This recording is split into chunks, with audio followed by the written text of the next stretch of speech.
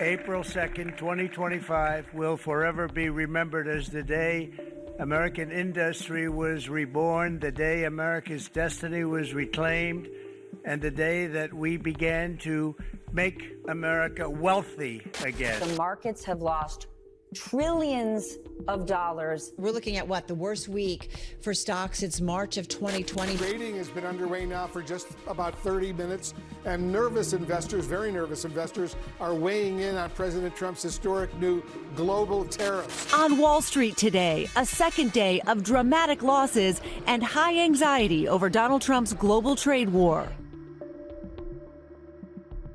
What's up, everyone? It's been a minute since I made one of these long videos, long format videos, and quickly we're gonna mention a bunch of things from new next gen accounts, which eliminated all the consistency rule and the martingale rules and 2% rule, to instant funding. But more importantly, we're gonna talk about how to make money trading the Trump tariff wars that is Trump doing right now and basically rocking the markets globally. So what's happening? Let me put it in layman's terms, as I always do.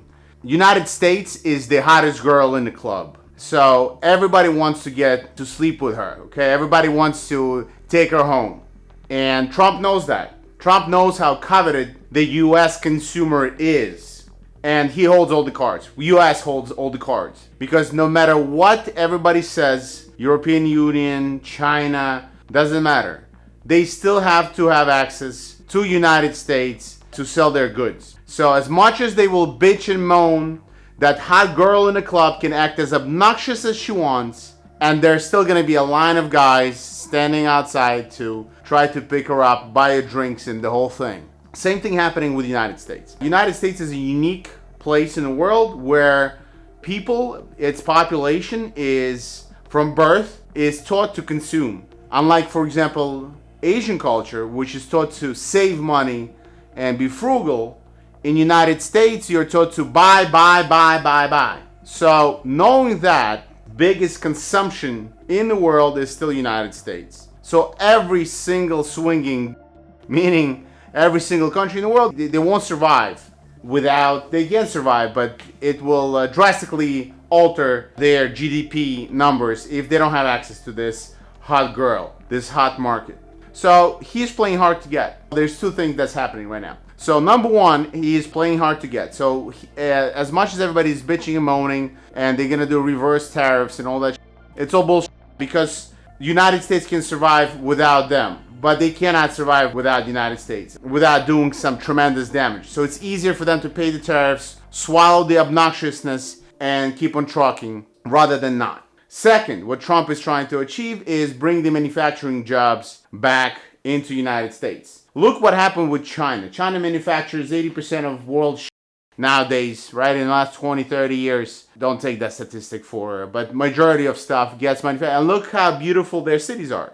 You know, all the tech, everybody says the future is there in Asia, etc., simply because they became the manufacturing hub of the world. And we'll look what happened with Europe and United States. They've been declining since 1970s, 80s, since the manufacturing jobs were going away. And as much as bullshit we hear about the service economy, that we can service your fucking economy, yeah, I can service you once or twice, but then you can learn how to service yourself and tell everybody else to go fuck themselves, to put it bluntly. So service economy is all great, and when you had the know-how, you were clever enough to know certain tricks. But once I show you all the tricks, it's like the magician. The magic, once I reveal you how to do the card trick, you can repeat it yourself. So why the fuck are you gonna hire somebody from the United States to service you when they can service themselves for free?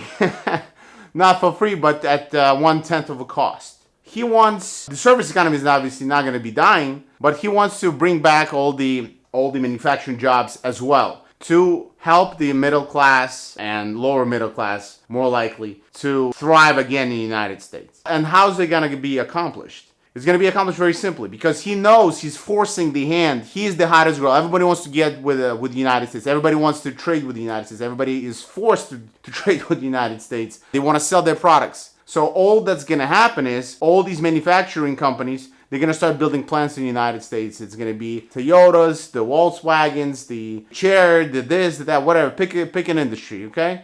They're simply going to establish one of the manufacturing plants, so they're going to comply with the minimum amount that they need to comply to be called a U.S. produced corporation. And he's forcing everybody's hand. Obviously, the markets right now, they're crying bloody murder. All these fucking pundits on TV, morons, do not, first of all, by the way, greatest advice I'm ever going to give you.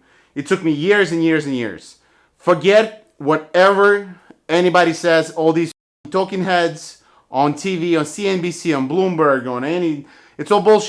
They don't know shit from fuck. You know, I remember after 2008 crash, how they were saying, oh, we're going to have a wave 2 in 2010, and then 2010 comes, and 11 comes, 12 comes. They always cry bloody murder. All they do is cry bloody murder. Meanwhile, stock market is going through the roof. Remember, we're still at 4.5% federal funds rate. It's still at 4.5%. We can still lower it to 0. We can still print fucking a fucking ton of money as well. Obviously, it's going to cause inflation. But it will prop up the stocks back up. So it's by the fucking dip environment right now. Once you see that the stock market has digested all the bullshit from tariff wars and all the perceived tariff wars, it will actually start bouncing once again. Okay? And because the United States is still the only game in town. Where are you going to park your money? You're going to park your money in China? In Russia? In Europe? You know, when they're fighting, bickering against each other, it's collapsing to anybody who even pays slightest of attention can see where Europe is headed to. So where are you going to park your money? In Cayman Islands? Okay, a couple of million. It's like in the movie Scarface. Tony, you going to trust a couple of schmucks in the islands with your millions of dollars? Yeah, first couple of millions, no problem. But with all your capital, all your net worth? No. Right? So people still park money in United States assets, real estate, stocks, etc., etc., etc. So Trump knows all this. We are the most coveted market in the world, and that's why he's playing hard to get. He's that hot girl who's flirting with everybody but not putting out to anybody, right? Again, all of this will actually be beneficial in a long run for the United States. It's going to bring some manufacturing jobs back. Obviously not, we're not going to become China. We're not going to be producing every single pencil in the world, but it will bring some jobs back, which will obviously stimulate the economy further. It's going to improve. And companies who don't want to make manufacturing plants in the United States will have to pay up higher tariffs. And they have to compete. If they raise too much tariffs, nobody's going to buy. Why am I going to buy a Volkswagen when I can buy a Ford, 20, 30% less? There's not that much difference between these two cars. To a guy who wants a $40,000, $50,000 car, it doesn't matter. And a guy who buys a Porsche, he doesn't give a if it's 200 or 250, he's still gonna fucking buy it. He's still gonna buy the Lambo. It doesn't matter how much it costs. It doesn't matter because they make so much money. It doesn't matter 20, 30 grand. It doesn't make a difference. It only makes a difference to people who are, middle class and poor. And those people will not buy Volkswagen if Volkswagen is not gonna comply with Trump demands. So Volkswagen is gonna start losing money. I'm using a Volkswagen as an example, right? So it's gonna be cut out of U.S. market. Meanwhile, the U.S. production will go up. And people will start buying just U.S. produced cars for much cheaper pricing. And whether they want it or not, they will be forced to play this game. That's the point.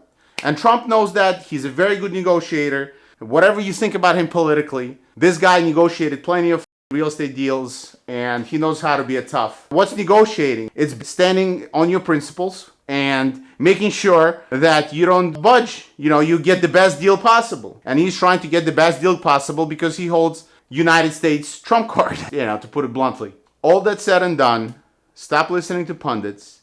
If you want to make money, you have now access to next-gen accounts on FundingTraders.com. We'll listen to you guys. We've removed all the rules that you don't like. We still have them in the legacy accounts. If you prefer to have 2% rule where you shouldn't be losing more than 2% per trade, I get a lot of people that I interview.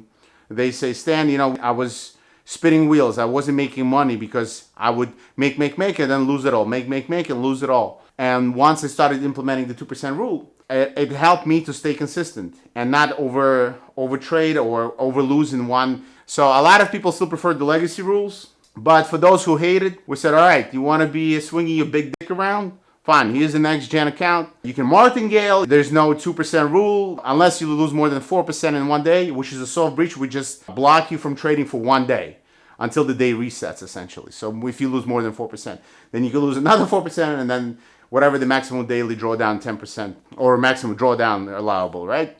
So we have it as a fail-safe mechanism to prevent you from losing the account, but you don't lose the account. We simply just prevent you from trading that day until the next day resets, okay?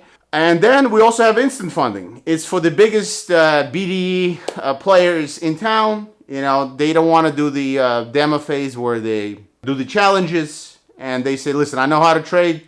I'm just going to buy this account and I'm good. Fine. Now we have instant accounts for those type of people as well. So knowing this and having the capital now is probably one of the best times to trade because you have this volatility. Each day you have opportunities to make money really fast. So if you're smart and you actually know what you're doing and you can utilize other people's money, prop firms, FundingTraders.com, you can utilize other people's money to capitalize on your trading knowledge, you can make a lot of money really fast. Why? Well, because the volatility is huge right now, or as they say, huge, right? So the huge volatility will allow you to obviously either to lose money real fast, but you can make money fast, right? In each day you have 1,000-point swings in NASDAQ or gold, etc., etc. So if you know what you're doing, you can make yourself fabulously rich, or at least very, very well okay. You know, making 20 to 30 grand a day is probably not out of the question. We see it all the time. All right, ladies and gentlemen, hope this little thing helped. Check us out at fundingtraders.com. You have 3 new types of accounts. You have the legacy, the next gen, no more consistency rule, no more 2% rule. You've asked, we've listened, fundingtraders.com.